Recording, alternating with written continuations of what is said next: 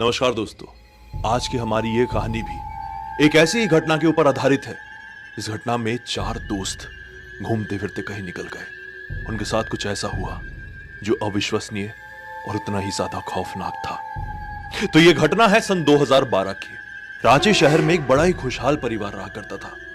इस परिवार में एक लड़का था जिस लड़के का नाम था राज। राज को घूमने फिरने का बहुत शौक था, लेकिन काफी समय से राज घूमने नहीं जा पाया। 2012 के टाइम में राज थोड़ा छोटा ही था और पढ़ाई लिखाई में बहुत ज्यादा अव्वल।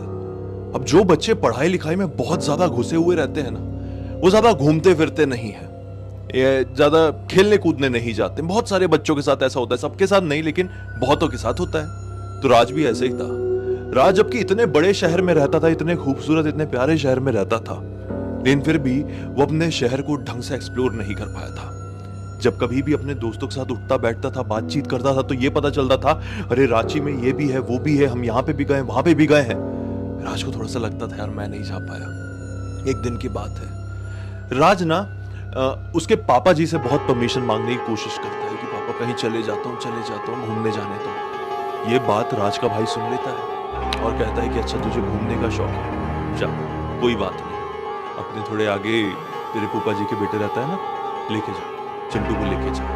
दरअसल बात ये थी कि राज एक बहुत गरीब फैमिली से बिलोंग करता था। राज के पास ना खुद की साइकिल थी ना ही खुद की बाइक। इनफैक्ट इनके घर पे आज तक कोई बाइक नहीं खरीदी गई थी। घूमने का मन होता भी तो कैसे जाता, इसलिए पढ़ाई लिखाई में इन्वॉल्व था। लेकिन आज बड़े भाई ने बोला कि जाओ। दरअसल कुछ ही दिन पहले बड़े भाई की एक सरकारी नौकरी लगी थी, तो राज बहुत खुश था और परिवार के लोग भी बहुत खुश थे। तो बड़े भाई ने खुशी खुशी में बोल दिया था कि जा फूफा जी के बेटे के साथ चले जा। वो खुशी खुशी में निकला और तुरंत पहुंच गया चिंटू के घर पे। चिंटू भैया चलो गाड़ी निकालो, घूमने चलते हैं। आज तो मेरे भैया ने पैसे दिए हैं घूमने के लिए। चिंटू भैया भी खुश हुए कि राज इतना खुश लग रहा है, क्योंकि चिंटू थोड़ा सा 2-3 साल बड़ा था। चिंटू के पास खुद की बाइक थी। कितना बड़ा था एग्जैक्टली मुझे उम्र नहीं मालूम, लेकिन बड़ा था और बाइक चलाने वाली उम्र थी। चिंटू ने बढ़िया अपनी बाइक निकाला और बोला राज यार अपन दोनों घूमने जाएंगे तो मजा नहीं आएगा ना। मेरे 2 दोस्त और हैं, नहीं इनफैक्ट 3 हैं, मैं तीनों से बात करूं क्या, चल लेंगे क्या? राज बोलता है ठीक है, इस बाइक में अपन दोनों ही बैठेंगे, मजा आएगा, और उनकी जो बाइक होगी उसमें 3 लोग बैठ जाएंगे और बहुत घूमेंगे भैया। आज मैं पहली बार घूमने के लिए जा रहा हूं, जितनी भी जगहें हैं सब घुमा डालो, ताकि मैं भी अपने दोस्तों के सामने बोलूं कि मैं भी वहां गया हूं, मैं भी यहाँ गया हूं, ये खाया हूं, वो खाया हूं। बोलता है ठीक है चलो भाई। बाइक स्टार्ट हुई। चिंटू सबसे पहले बंटी के घर लेकर गया। बंटी चिंटू का पक्का वाला दोस्त। अरे बंटी भाई, राज मेरा कजिन बहुत घूमना चाह रहा है आज, चल भला पहले एक ढाबा चलते हैं, थोड़ा कुछ खाते पीते और मस्त से पूरा शहर आज एंजॉय करेंगे। बंटी तैयार हो गया। बंटी ने भी अपनी बाइक लगाया और बोला कि चलो भाई आगे रवि को ले लेते हैं। रवि को ले लिया गया। फिर थोड़ी आगे बाइक लेके गए, अनिल को ले लिया गया। अब बढ़िया एक बाइक में रवि, बंटी और अनिल सवार हैं और चिंटू और ये अपना राज एक बाइक में सवार है। निकल पड़े, बढ़िया ढाबा गए, मस्त से खाए पिए हैं, थोड़ा घूमे, काफी घूम लिए। फिर थोड़ी सी थकान हो गई, बोले चाय पीते हैं। छोटी सी टपरी दिखी, वहां पे चाय पीने लगे। फिर चाय पीते पीते इन लोगों ने ऐसा एक प्लान बनाया कहीं जाने का, कहीं तो जाने का प्लान बना, ठीक है। अब इनका ये प्लान चाय की टपरी वाला सुन रहा है। बोलता है कि भाई साहब छोटा मुंह बड़ी बात, आप लोग ज्यादा उम्र के नहीं दिख रहे हो, आपको भलाई के लिए बता रहा हूं, उस तरफ मत जाओ, उस तरफ बहुत सारी दुर्घटनाएं होती है। अब देखो चिंटू और राज थोड़े समझदार थे, लेकिन जो खासकर अनिल था ना, ये चाय वाले की बातों पर हंसने लगा। अनिल थोड़ा सा घमंडी स्वभाव का भी था, पैसे वाला था, वो क्यों सुनेगा किसी चाय वाले की, उसका ऐसा वाला नेचर था। हंसने लगा, अरे भाई तू क्या बता रहे, छोड़ना, हमने पूरा शहर घूमे हुए, ये हमारा शहर है, दादा परदादा के जमाने से रह रहे, तुम क्या बाहर से आए हुए हमको सिखाओगे, चलो चलो ठीक है, इतना बोल दिया काफी है। बाइक उठाया और जहां पर जाने से चाय वाले ने मना किया था, ये लोग उस तरफ निकल पड़े। अब चिंटू और राज तो शांत शांत, लेकिन इस बाइक वाले तीनों लड़के थोड़ी सी अपनी मौज मस्ती चिल्ला चोट कर रहे हैं, घूम रहे हैं, पता ही नहीं चला। रात में घूमते घूमते कब 2:30 बज गए। 2:30 बजे के आसपास ये लोग एक ऐसे इलाके में घूम रहे हैं जिस इलाके के बारे में इनको कुछ भी नहीं पता था, और ना ही ये लोग इस इलाके के आसपास कभी आए थे। लगातार यहां पर शमशान घाट, कब्रिस्तान और पता नहीं क्या क्या पड़ रहा था। जोर जोर से उल्लुओं की चिल्लाने की आवाज सुनाई दे रही थी। दूर कहीं भेड़िया भी रो रहे थे। भेड़िया की हॉलिंग कैसी होती है। माहौल तो बहुत क्रीपी लग रहा था, क्योंकि थोड़ी आगे जाते तो ढेर सारे चमगादड़ों का झुंड पता नहीं कहां कहां से उड़ता हुआ आ जाता। फिर अचानक से ये लोगों की बाइक थोड़ी स्लो थी, चिंटू और राज की थोड़ी स्लो थी। ये लोग अपने चल रहे हैं। पीछे जो चल रही थी ना तीनों की बाइक, तीनों दोस्तों की बाइक, वो से और स्लो हो गया। समझ में नहीं आया कि इतने स्लो कैसे। अभी तक तो बड़ी इनकी हुल्लड़बाजी चल रही थी, खासकर अनिल बहुत मस्ती कर रहा था। अचानक से इनको क्या हो गया। अब इनके पॉइंट ऑफ व्यू से नहीं, अब मैं दूसरी की पॉइंट ऑफ व्यू से सुनाता हूं। अब मैं बंटी के पॉइंट ऑफ व्यू से सुनाता हूं। राज और चिंटू की बाइक तो आगे चल रही है, स्लो ही है लेकिन आगे चल रही है। पीछे वाली बाइक के पॉइंट ऑफ व्यू से बताता हूं। बंटी को अचानक से पीछे कब्रिस्तान था, वहां से किसी की तो भी आवाज सुनाई थी, जैसे कि कोई ऐसा करके चिल्ला रहा है। यह आवाज किसी जानवर या किसी पक्षी की नहीं थी। ऐसा लग रहा था कि कोई इंसान ही है और आवाज बना बना के चिल्ला रहा है। बंटी ने पीछे चलती हुई गाड़ी में पीछे देखने की कोशिश किया और यह पाया कि कब्रिस्तान की जो बाउंड्री वॉल है, वहां से कोई झांक झांक के हमको देख रहा है। बंटी ने पीछे बैठे हुए अपने दोस्त से ये बात कहा, रवि से कहा कि रवि यार देख भला हमको कोई देख रहा है क्या। रवि ने देखने की कोशिश किया और जी हां, कोई देख रहा था। अभी देखो बाइक इनकी चल रही है, कोई एक पॉइंट से इनको नहीं देख रहा था। मतलब बाइक ऐसी चल रही है, ये बाउंड्री वॉल है, तो यहां से कोई देखा ऐसा उठ के, फिर थोड़ी आगे से भी उठ के, मतलब जहां जहां इनकी बाइक बढ़ रही है वहीं वहीं पे साइड से इनको कोई झांक झांक के देख रहा है। अब ऐसा मत सोचो कि कब्रिस्तान होगा छोटा सा, ये कब्रिस्तान बहुत बड़ा था और कब्रिस्तान की बाउंड्री वॉल भी बहुत बड़ी थी, बहुत ज्यादा बड़ी थी।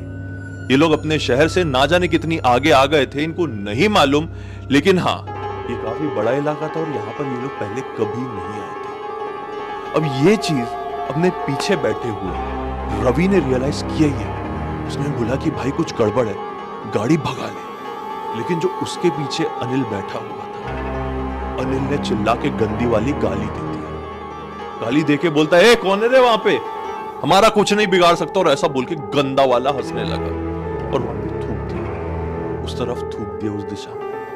कितना गलत है ना।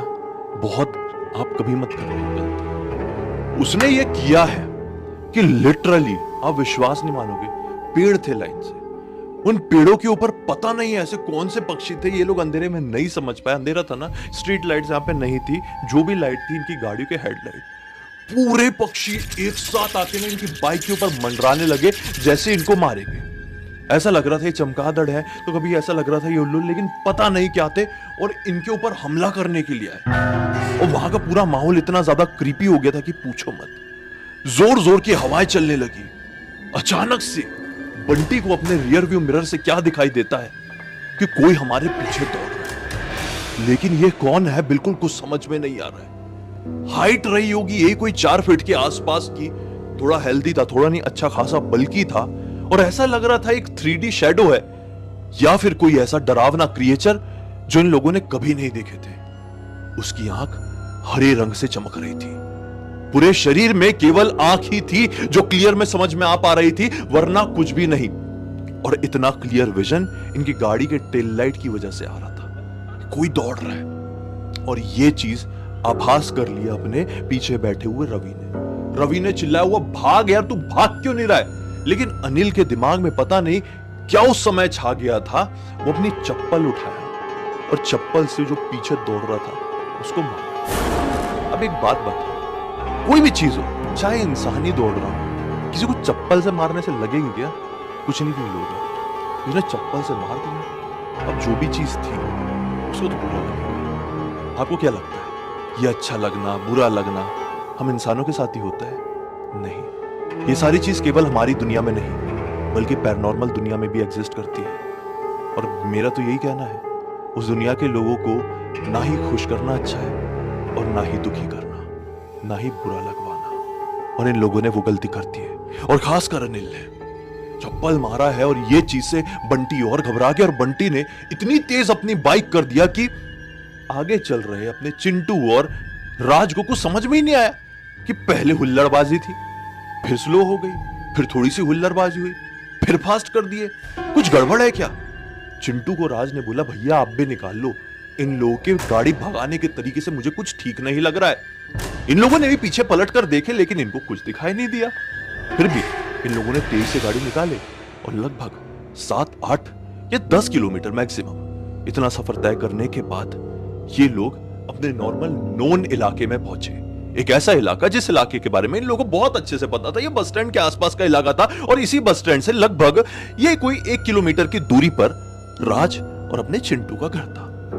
उस बस स्टैंड के बाजू वाली एक छोटी सी गली में वो तीनों बाइक रोक के खड़े हुए थे और डर सहम के कारण ऐसे मतलब दिख रहे थे कि पता नहीं क्या कर दिए इन लोगों ने। अब ये लोग भी बाइक लगाए दोनों। अरे भाई क्या हो गया, तुम लोगों को बड़ी टेंशन दिख रही, क्या क्या क्या प्रॉब्लम होगी इतनी तेज? क्या है? हम लोग पीछे चिल्लाते रहे, हॉर्न बजाते रहे तो ये घबराए हुए थे। बोले नहीं नहीं भाई घर चलते हैं, अभी कोई बात करने का समय नहीं है। दोस्ती के चक्कर में सिर्फ हम लोग रुके हुए थे, नहीं तो हम लोग अपने घर निकल गए होते। तुम लोग बड़े धीरे आ रहे हो यार। राज और चिंटू बोलते भाई हमको कुछ पता होता तो हम तेज आते ना। ठीक है चलो घर चलते। चलो अब सब घर चले गए। आपको क्या लग रहा है कहानी खत्म? बिल्कुल नहीं। आज रात को उन तीनों को बिल्कुल भी नींद नहीं आई। देखो अपने चिंटू और राज को तो कुछ पता ही नहीं, वो बढ़िया से अपने घर पर सो गए। लेकिन हाँ दोनों को बुरे बुरे सपने तो आए थे। अचानक से सुबह के लगभग 9:30 बजे के आसपास कोई जोर जोर से चिंटू के घर का दरवाजा खटखटाता है। चिंटू घबरा गया, इतनी जोर की बैंगिंग नॉइज थी। घबरा कर उठा। फिर चिंटू के पिताजी जो थे वो जॉब पर निकल चुके थे और माता जी अंदर पीछे की तरफ अपना कोई गृहस्थी का काम कर रही थी। चिंटू घबरा कर उठा। माता जी ने भी इसलिए नहीं उठाई थी चिंटू को पहले से कि क्योंकि बच्चा लेट आया हुआ है घूम फिर के, और चिंटू के घर पे ज्यादा रोक टोक थी नहीं। केवल इस चीज को लेकर समझाया जाता था कि बेटा थोड़ा संभल कर घुमा करो, ज्यादा मस्ती नहीं है, थोड़ा लिमिट में, इतना समझा दिया करते थे। और चिंटू उतनी लिमिट में था भी, और राज तो बेचारा अपना बहुत सीधा साधा बच्चा है। ठीक है तो चिंटू ऐसी बैंगिंग नॉइज से उठा और देखा कि कौन आ गया। भाई ऐसे दरवाजा खोल के देखा तो कोई और नहीं बल्कि उसी का दोस्त बंटी था। बंटी ने बोला भाई जल्दी निकल, जल्दी निकल, मेरी बाइक में बैठ और चल। ये बोला क्या हो गया? बोलता है सारी बात बताऊंगा, तू बाइक में बैठ। उसने कुछ नहीं बोला, बाइक में बैठ गया और तेजी से अनिल के घर के सामने लेकर गया। अनिल के घर के सामने लगी हुई थी ढेर सारे लोगों की भीड़। ये लोग घबराते हुए अंदर बढ़े और देखे क्या, सामने आरती लगी हुई है और अनिल की मृत्यु हो चुकी है। ये लोग देख के वहीं पर सुन्न रह गए। अब बंटी ने रवि को फोन किया और ये भी बोला कि मैं यार राज को लेकर आता हूँ, पिछली रात को हम लोग साथ में थे। अब जब साथ में ये लोग वहां पर इकट्ठे हुए तो अनिल के दादाजी सीधे इनके पास आए। पिताजी और माताजी तो बात करने की स्थिति में ही नहीं थे। बोले क्या किए तुम लोगों ने, कहाँ पे क्या खाए थे, क्या पिए थे, क्या किए थे? ये लोग घबराए हुए लेकिन बोले अंकल हमने ऐसा कुछ गलत नहीं खाया, मतलब जो भी इसने खाया था हम सब लोगों ने मिलजुल के खाए थे और कुछ नहीं, आलू के पराठे और एक चाय की टपरी पे चाय पी और सबने सेम। लेकिन अंकल अनिल को क्या हो गया ऐसा, आप बता सकते हैं कुछ? दादाजी बोलते कुछ नहीं बेटा, रात में ये सो नहीं रहा था, मैं सो रहा था, अचानक से मुझे मेरे कमरे के बाहर किसी की कुछ चलने फिरने की आवाज सुनाई दी। मैं उठकर गया ही हूं जैसे ही अपने कमरे के बाहर, तो क्या देखा कि जो मेरा लड़का अनिल है ना, ये एक दीवार में अपना सिर पीट रहा है। उसका लिटरली सिर से खून बह रहा था और दीवार में उसका खून लग गया था। मैं जैसे तैसे करके गया, उसका खून रोका और वो जोर से चिल्लाने लगा, मुझे बहुत जोर से धक्का दिया, मैं सर के बल नीचे गिर गया। अब ये सब की आवाज सुन के इसके माँ बाप उठे हैं। ये जब तक आए तब तक वो मेरा गला दबा रहा था नॉन स्टॉप। इसके माँ बाप ने जैसे मेरे ऊपर से उसको छुड़वाए हैं, इसने अपने दोनों माँ बाप को धक्का दिया है और अपने आप को बाथरूम में बंद कर लिया। अब जैसे ही उसने अपने आप को बाथरूम में बंद किया है, हम बाथरूम का दरवाजा खटखटा रहे, बेटा खोल, क्या कर रहा है, खोल खोल खोल। 15 से 20 मिनट हो गए, दरवाजा नहीं खुला। हमारी ठकठकाने की ऐसी आवाजों की वजह से हमारे बाजू वाले किराएदार आ गए। अब किराएदार थोड़े हट्टे कट्टे थे, वो दोनों ने मिलकर हमारा बाथरूम का दरवाजा तोड़े हैं। जैसे ही हम लोग अंदर पहुंचे तो क्या पाए कि वो फर्श पे पड़ा हुआ है और उसके मुंह से खून बह रहा है और उसकी मृत्यु हो चुकी है। तो क्या आप डॉक्टर के पास लेकर नहीं गए? ये सवाल सबसे पहले अपने चिंटू ने किया। दादाजी ने बोले कि लेकर गए, लेकिन डॉक्टर साहब ने बोले कि इसको मतलब हार्ट फेल हो गया। इसके आगे क्या हुआ हम नहीं बता सकते। डॉक्टर साहब ने बोले हैं कि इसका पोस्टमार्टम करना ही सही रहेगा। अब ये बात बंटी ने कहा, तो क्या अंकल आप इसका पोस्टमार्टम नहीं कराएंगे? दादाजी ने बोले कि नहीं देख पाएंगे इसकी माँ को। इसकी माँ तो इसका उजड़ा हुआ शरीर देख के वहीं पर मर जाएगी। अब जो होना था वो हो गया, पोस्टमार्टम से क्या ही सामने आ जाता, अब नहीं करवा पाएंगे। जो होना था वो हो ही गया है, वो भगवान की मर्जी थी। तुम लोग भी जाओ अब। जो गलती किए थे, क्या नहीं, वो तुम लोगों को ही पता होगी। आज के बाद कभी दोहराना मत, और अपनी शक्ल हम लोगों को कभी मत दिखाना। दादाजी ने ऐसा बोल के उन लोगों को रवाना कर दिया। वो दिन था और आज का दिन है। 12 साल बीत गए हैं, लेकिन आज तक इन लोगों के जहन से वो घटना निकल नहीं पाई है। कैसे निकले? कुछ इतना ज्यादा खौफनाक जो हो गया इनके साथ। और इनफैक्ट डिटेल में तो इन लोगों को पता ही नहीं भाई अपने राज और चिंटू को कि हुआ क्या था। जो कुछ भी पता चला वो बंटी और रवि के पॉइंट ऑफ व्यू से ही पता चला। इस पूरी घटना की जानकारी डायरेक्टली अपने राज को नहीं, बल्कि पहले चिंटू को मिली, और चिंटू ने कुछ समय बाद अपने छोटे भाई राज को बताया था कि उस रात को ऐसा ऐसा हुआ था, अपन देख नहीं पाए थे, फिर मुझे बाद में पता चला। खैर दोस्तों, इस कहानी को आप लोगों के सामने लाने का मकसद यही था कि जो गलती इन लोगों ने की है वो आप कभी ना करें। क्या गलती की है आप खुद समझदार हैं, आपको समझ में आ ही चुका होगा। राज ने पूरी कहानी हमें लिख कर भेजा। तो उम्मीद करते हैं कि आज की इस कहानी के जरिए आप लोगों को थोड़ा बहुत मनोरंजन, वैसे मनोरंजन कहना सही नहीं होगा, किसी की यहाँ पर जान चली गई, लेकिन जैसा भी हो, आपको अच्छा लगा है तो लाइक जरूर कर देना। चैनल को सब्सक्राइब करके बेल आइकन दबा के ऑल के ऑप्शन में क्लिक करना। कमेंट सेक्शन में आज की इस कहानी को रेट करना मत भूलिए। 10 में से जितने भी नंबर लगे लिख देना, मुझे पढ़कर अच्छा लगेगा। मुझे पहली बार देख रहे हैं, चैनल को सब्सक्राइब करके बेल आइकन दबा के ऑल के ऑप्शन में क्लिक करना, क्योंकि इसी तरह के हैरान कर देने वाले खौफनाक वीडियोस डेली आप लोग के सामने लेके आता रहता हूँ। इंस्टाग्राम के लिंक इस वीडियो के डिस्क्रिप्शन बॉक्स में जाए, क्लिक करके डायरेक्टली वहां पर जुड़ जाना। और इसी तरह की कोई भी कहानी, टॉपिक या जानकारी आप लोग के पास भी है तो लिख भेजना। हो सकता है मेरा अगला वीडियो कल आपके हिसाब से बन रहा हो। तो चलिए कल फिर से मिलता हूँ, तब तक के लिए बहुत बहुत धन्यवाद। आपका दिन शुभ हो।